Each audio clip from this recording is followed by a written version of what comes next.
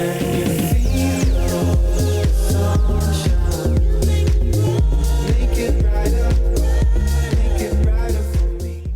everyone, and welcome back to A State of Mind. Today we are joined by two incredible guests, brothers Jason and Stephen Solmer. They're not only exceptional architects, but powerful advocates for the Pacific Palisades community in the aftermath of the fires. Jason and Stephen have both been working tirelessly to guide families through the complex and emotional process of rebuilding their homes, and their expertise in this space is unmatched. Today, I really wanted to talk about some of the ways that we can help the fire victims of Pacific Palisades.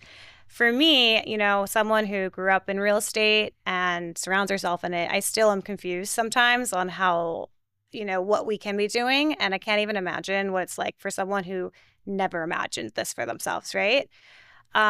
So you guys have started something called Case Study 2.0, and it's super, super cool. And I just want to know kind of like what brought that and how you guys started it. Everything you want to get me there. Sure. Happy to jump in, give you a little bit of background on that. So just to set the stage a bit, so Jason and I, our typical day job is running Crest Real Estate, which is a land use consulting firm handling, the due diligence, regulations. Yeah, we're the landmen. And permitting for all types of projects throughout Los Angeles, Southern California, now Miami as well. And through that role, we have found that we have a pretty interesting position in the market where we're involved at the very beginning of setting up projects and understanding like what are the first steps that you have to take to make the idea of a real estate development actually become reality. And through that, we have a lot of connections with architects, developers, engineers, builders, et cetera. So when the fires happened, Jason and I were third generation Angelenos. We care very, very deeply about this city. And we were thinking, what can we do to not just help in our regular role on kind of the due diligence, project management, permitting, but also to take it a step beyond that to help out the community. And Los Angeles and Southern California has this incredible architectural history. With the original case study houses, which is a program that was created in 1945, post-World War II, when there was this urgent need for thousands and thousands of units of housing to be developed. And many of the greatest architectural minds, of the past 100 years were working in Southern California at the time with an architectural style we now know as mid-century modern. They got together and said, hey, we want to really evaluate new ways of building, new styles, new designs that really embraced indoor-outdoor lifestyle, that we've come to love in Southern California, as well as new construction techniques. And they ended up creating the Case Study Houses program. It was iconic. I mean, we know, we've all walked through so many of these incredible houses. The Eames house, which is in the Palisades, and fortunately did not burn down. The Stahl house, which is on the market now, and hopefully will be, going to its next steward. I sold that Neutra on Chautauqua. There you go. In the Palisades that didn't burn. Yeah. I was just at one on Carla Lane, just across the street from 1335. A beautiful case study. Yeah, it's legacy, and right. I think that's the best thing that the two of you are doing is you're interested in not just the rebuild, your profession, but you're really interested in legacy. And I think that's how Jason and Brandon and I came together, was because we care very much about what we're leaving behind, and for our grandchildren, our great-grandchildren, for the world to see that there are special places and pieces in the world that were intentionally made and put there. And I think these case studies are just a testament to that. And this is the most genius program I've ever heard of. And that's why I tell everyone about it. Well, really appreciate that. And, look, we are people of action in this midst of chaos, and it really started on the nights of the fires. We immediately got crews together with fire retardant to try and save houses that were on the outskirts of the fires. And then as the Hollywood Hills fire started to go up, my first calls were to Brandon and Stephen, and we headed over to the Stanley House, which we all developed, and the fires were literally raging over our heads. You could feel the embers, you could feel the mist from the fire helicopters that were going past our heads, and it was it was true battle, and we really, everyone here immediately jumped into action. My girlfriend Heidi was in the pool in her clothes, pushing water over the slope to wet the hillside. You know, Steven was running around getting supplies, driving through police barricades. Brandon had an entire crew out there saving, trying to save the house, which fortunately was saved. And then immediately after that, then went to Malibu to save the remaining parts of La Costa Beach and all of Carbon Beach, and who knows how far it would have gone. I just came from La Costa Beach. So I was fighting La Costa Beach, came there, and then went back. It was Well, the crazy thing is, I thought God was playing a cruel trick on me. It was so crazy. It was very cruel. But that response has been our guiding factor every day since. And we really wanted to figure out what was the best way to create massive impact.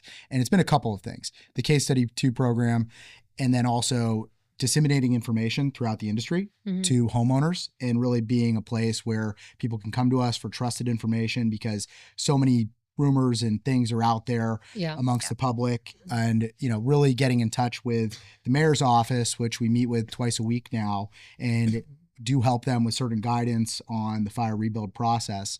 So the Case Study 2 program, we have over 50 designs that people can choose from. And we have a set price, which is a humongous discount from what these top architects around the world have. If you could even get them. See, that's what's so special. It's $25 a foot. And then for the architecture. For the architecture, which is full construction documents, and $3 a foot for the engineering. So and it's plug and play, so it's already based off of the lot. Yes, it's already ready to go, city approved. You buy that. It doesn't include construction fees, right? It's not approved yet for the first, although Crest has done all the analysis, so that it goes through very quickly. And the fire rebuild program, this is really important for people to know, in the city of LA, which is very different from Malibu and other jurisdictions that had burns, you're about 2 months if you have a really well configured and a detail-oriented team to get building permits, which is a pretty reasonable, aggressive time frame. Amazing, yeah. And we appreciate that the city has. And it's about a third of the timeline that it would have been before the fire. And what's permit cost like at a 3,500 square foot house? So they are right now going through the process of potentially waiving those fees. Yeah. Right. So for fire rebuilds, which does make sense. So, you weren't planning on rebuilding this house. Yeah. They should have waived them from the very beginning. I don't know why it's taken over a year for them to do this. What they've done is right now the fees are deferred. So you sign a document when you're going to submit. You don't have to pay the fees at submission while the city council figures out what the ultimate solution is. That's good. That's good. I have a feeling they're gonna make it. There's no way they could do that. I think that the pressure and the response, and rightfully so, from the mayor's office is do whatever it takes to make the community feel heard, right? Because clearly there's a lot of anger, distrust of city government, and this is an opportunity for them. And this has probably been, it's hard to counter what happened with what they're doing to solve it, right? I don't know how that balance weighs out, but they are doing, it seems, what they can to their best efforts to solve it. Sorry to interrupt, but I don't want to lose this. Like, there was something that we could have done that was like really easy and cheap, like Home Depot things to put in the fire embers to like stop that happened. The vent covers. Yeah. So, I mean, one of the primary ways that the fire spread was through embers flying through the air because of the really heavy winds on the days of the fire, and then getting behind the line that the firefighters had set up and going into the vents that led into attics of these older houses. So back in the day, these older homes would just have these open vents that go straight into the attic to, ventilate the building. But in the case of a fire, one ember gets in there, and these attics haven't been taken care of over the years. They're just full of dust, right? And that ember gets inside, and the house basically burns from the inside out. And vent covers cost a couple $100. It's something that absolutely should have been handled decades ago on these properties. Through insurance companies, LA city codes. And rodents, like anything. They make you do everything else but vents. And now we keep talking about how these things need to be implemented everywhere else. I mean, you look at Brentwood, the Hollywood Hills, all of the other communities throughout Los Angeles and really California, they haven't really changed the requirements for existing homes. It has to be done. Well, what's crazy to me is they haven't even put water back in that reservoir. So that water, that reservoir still sits empty today, and nobody has talked about preventing. Because those were 100-year devil winds, okay? They call those devil winds. They're 100-year winds that come from Satan, okay? And so, yes, embers and all those vents, but it literally came through and mauled anything in its path. Right. And, you know, some people, if they put water and they really, you know, had an effective water around, they were able to save their homes like we did. But I mean, it is crazy that I've never heard once of any preventive actions. And, you know, let me say real quick what an ember vent cover is, because people hear, okay, so it's this thing, it looks like a honeycomb over your typical vent. When heat goes towards it, it melts and it solidifies so that nothing can penetrate.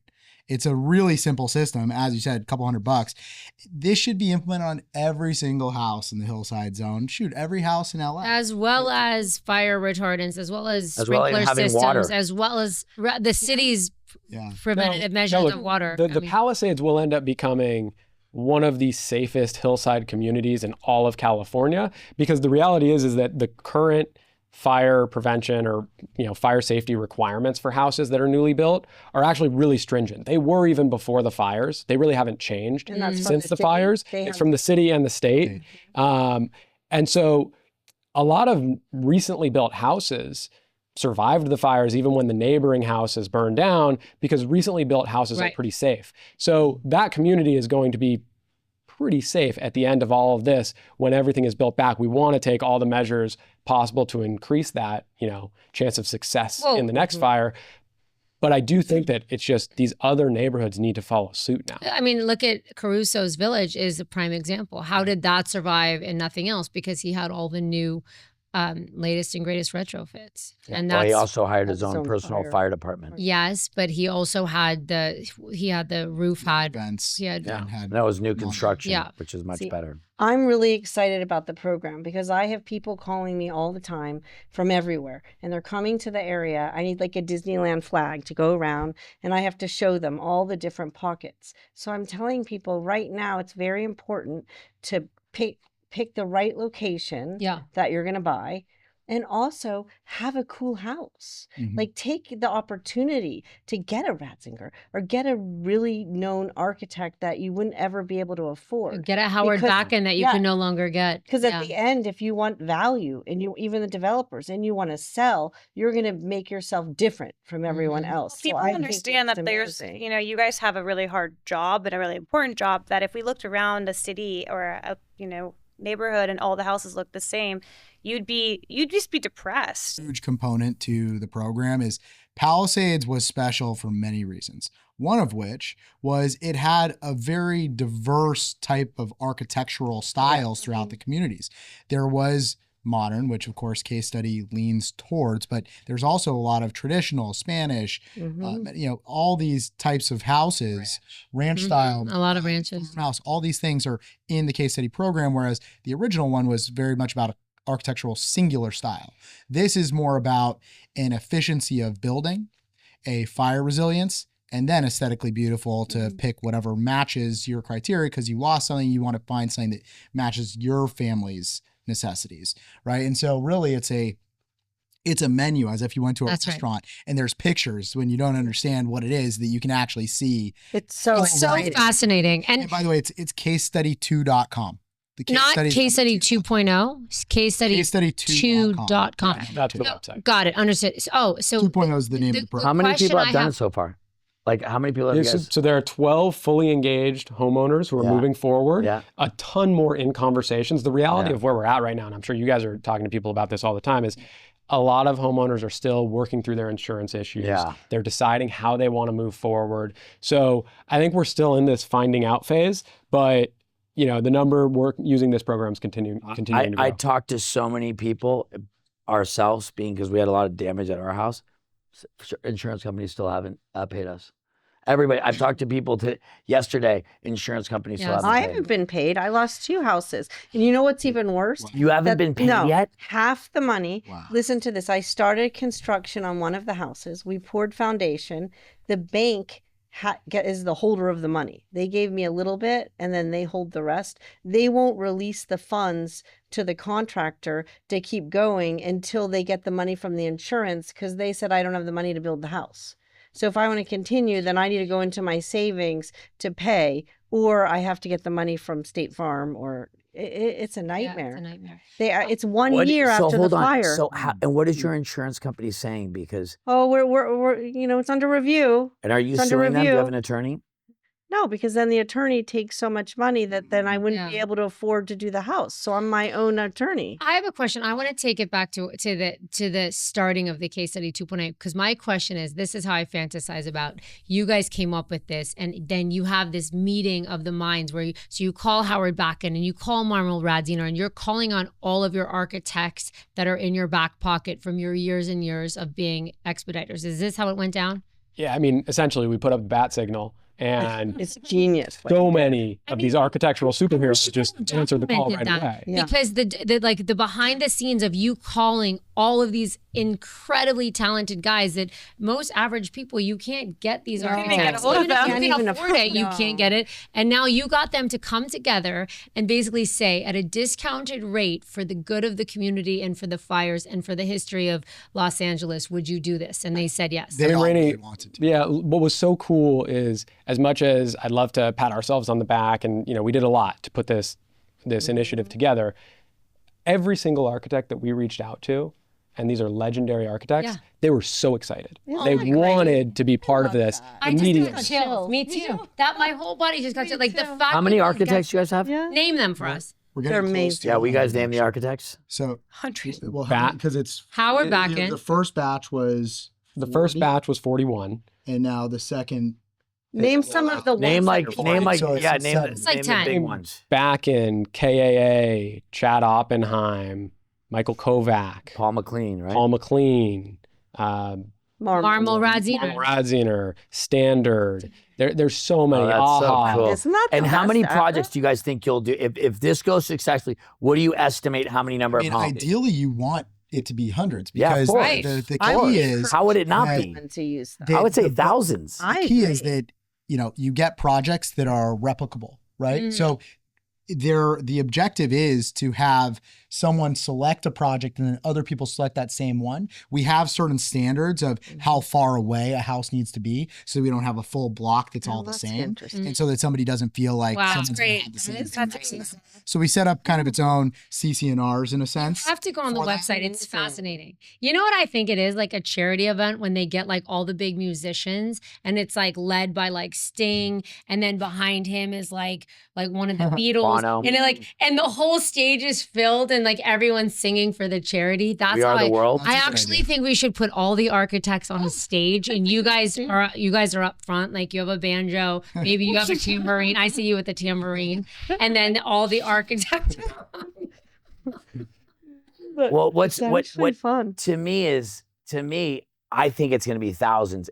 I think it's going to be thousands of homes. It should be, because I hope most so. of these new homes or moderns, they were unknown cheap architects. And I'm Yes. not trying to take away from them, but when you bring a back into the table, when It's you bring a insane. McLean or a Ratzinger, and Okay. I And mean, there's actually a lot of great young and architects I'm that came saying, in no, that and did- great. you don't know them, but you've seen their designs, and it's like, wow, those are But incredible. most of these projects that we're selling were done strictly for profit. Yeah. That's it. And it was like, okay, this architect was cool, but now the level of the game, what this neighborhood's going to look like, It's going to be insane. it's yet the future of what the neighborhood's going to look at. That's what you really think about. I want Yeah. to scratch how my how great plans and because use You should. because I all do. these old I don't want them 50s, anymore. all these old 50 neighborhoods, besides neighborhoods really custom neighborhoods, it was just it was a mishmash of hodgepodge. it was a hodgepodge.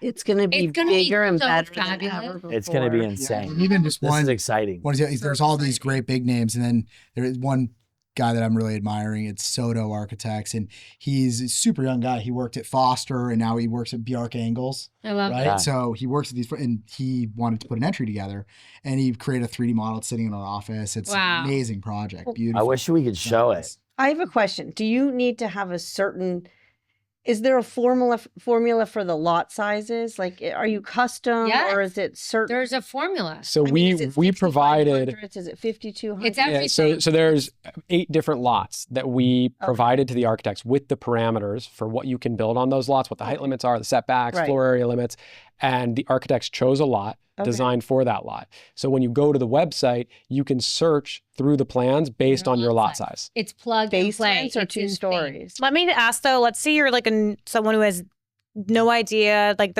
they call us, hey, I have a lot, I don't know where to start. What would you say, like, could people contact you guys to help guide them through this Allison process? McCracken, who many in the real estate industry know, is an agent and Incredible. was here She was the lobbyist for the wildlife ordinance. which She's was an not about absolute wildlife. killer. She's amazing. And so she works for Crest on the Palisades rebuild. The not wildlife Yeah, ordinance. it was a. So that's what. And we won, right? Yes, very much so. And it was good for everybody in the community. And Allison has been an incredible steward of helping us run the Case Study 2.0 program. And she's the contact when you reach out to the website or the phone number, Okay. it goes to Allison. And so she's there. She's taking in calls every day, all day, and helping kind of direct people in the right. Yeah, because there's like over 6,000 lots of people. I mean, let's do the math. They Is have that no what it was, idea 6,000 or where to 7,000? start, who to call. They might be interested in something like this, Over but 6,000. Was it over 6,000 guys? Yeah. yeah. It's over So you guys should be doing thousands. I think they will be, but It's people all about getting are the word out. I not think ready that yet People as are on well. hold still. They don't. Well, I know, but I'm saying over the next 10 Yes, years. I it's have a important question. I for believe- this. I think the way that it's even the most successful, that's why we're doing podcasts and things like that. And, we haven't historically always done the most press.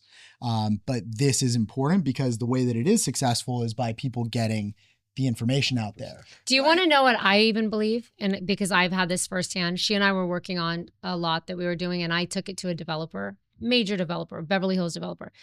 And I go, why wouldn't you just do this? He goes, done. He goes, I'm just going to go straight because it cuts the fat in such a way that it's like undeniable. Who wouldn't want to just, They're saving 3 Go months with the minimum of time. choose your It's a safe architectural- bet. I would say a too, year to 2 right? years. Can you because choose your own for people, contractor? hey, Yeah. for people can, to of make, course. this is saving a year to 2 years because for people to make real choices. That's right. Yeah, Listen, you're right. anybody could say they want to build a home, but when you really go to build a home, and if you're just kind of like, let me hire the architect, it's the slow play of slow play. Yeah. And most people, The key to success in This- construction is knowing what you're building before you start. Well, you know what they say? The death of construction is 2 words: change orders. Well, first of all, when you're a rookie and you've never built a house, and usually people slow play, everybody else is busy. You're not at the top of their priority unless it's you have a crazy budget and you're a normal person. Listen, we've all been there. Okay, we've all done it. And to the best of us, we've all worked together and it was slow rolled out. But going But you further, never change hey, things, and that's amazing. Thank you. Well, going further out, how long do you really, what do you think before this neighborhood is fully back in place? How long? And I have predictions in terms of just based on.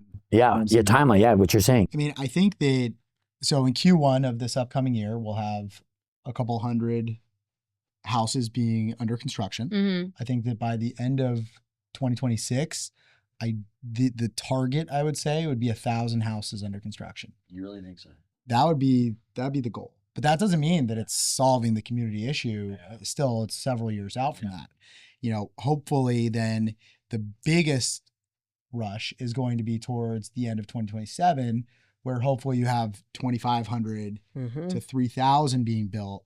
I think the remaining 2,000, I thought it was more closer to 5, but especially with people accumulating neighboring lots, I think it's probably going to end up being 5, is, you really want to get 60% of the community back. And this is pontificating on it, but it's to get it to be a really livable, vibrant, not just a construction zone community.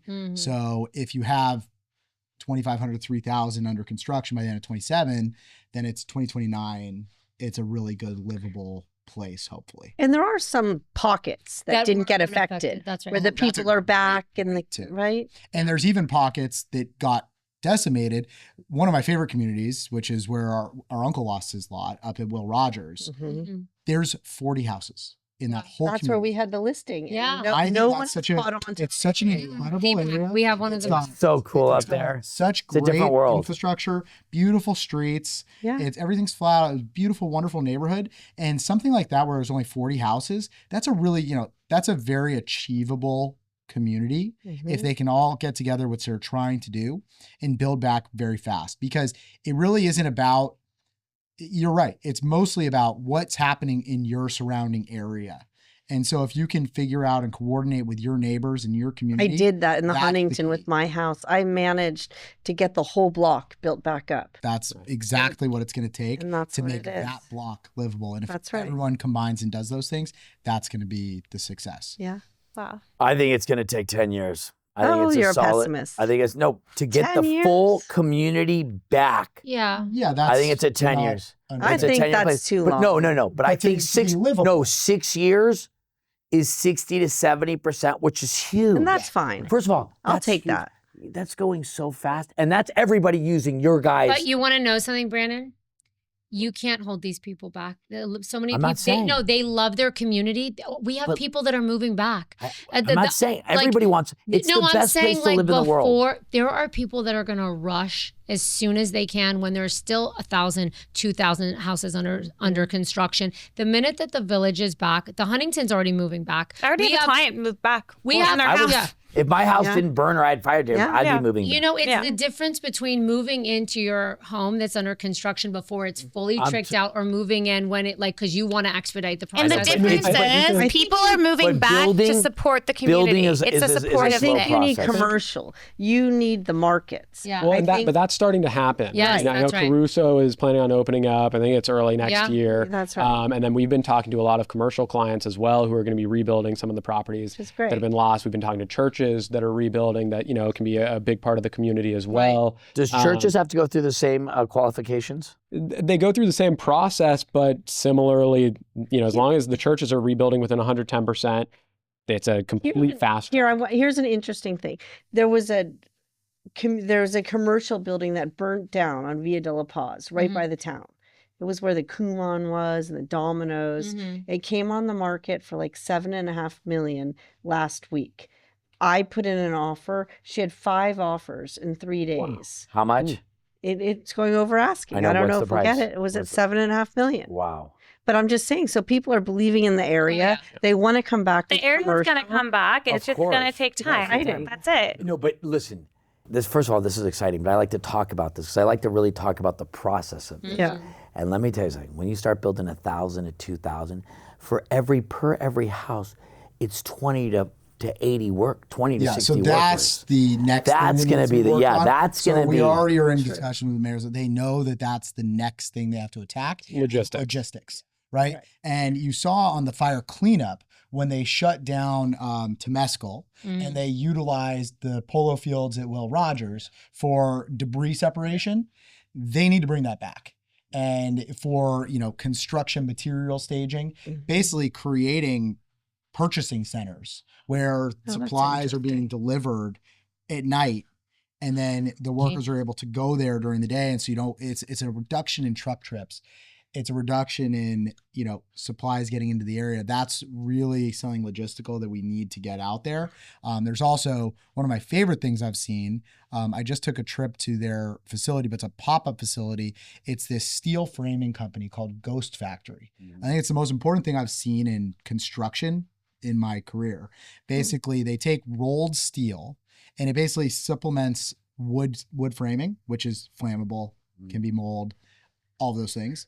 And this basically has these rolls and it cuts the pieces through this machine. And it's basically an erector set. I was putting it together. It was unbelievable. It was the coolest thing I've ever seen. And it's cheaper than wood framing in many cases as well. They've got their first one under construction in the Palisades right now.